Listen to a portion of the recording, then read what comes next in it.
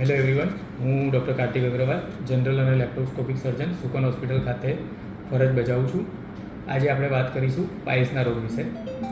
આ બીમારી એવી છે કે લોકો એકબીજા સાથે ડિસ્કશન કરતાં ખચકાય છે. તો આજે આપણે વાત કરીશું કે એના લક્ષણો, એના કારણો અને એમાં શું તકલીફ થાય છે અને એની કઈ રીતે સારવાર કરી શકાય.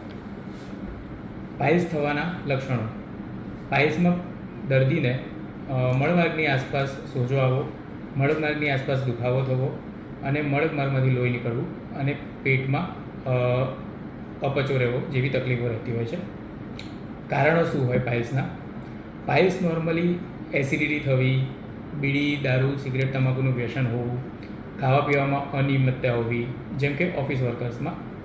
એવા લોકોમાં અનિયમિતતાને કારણે કબજિયાત થવી અને કબજિયાતમાં જ્યારે વ્યક્તિ મળમાર્ગ પર જોર કરે અને એના પાઇલ્સ થઈ શકે છે.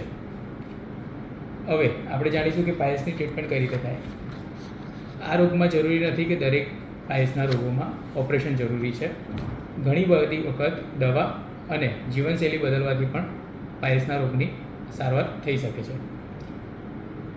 તમને આવા કોઈપણ લક્ષણો જણાય તમે સુકન હોસ્પિટલ પર અમારો કોન્ટેક્ટ કરી શકો છો. અમારા સુકન હોસ્પિટલ પર પાઇલ્સની સારવાર લેઝર દ્વારા પણ થઈ શકે છે. તો વિના સંકોચે એકવાર તમારા ડૉક્ટરનો કોન્ટેક્ટ કરો અને આનો લાભ મેળવો. Thank you.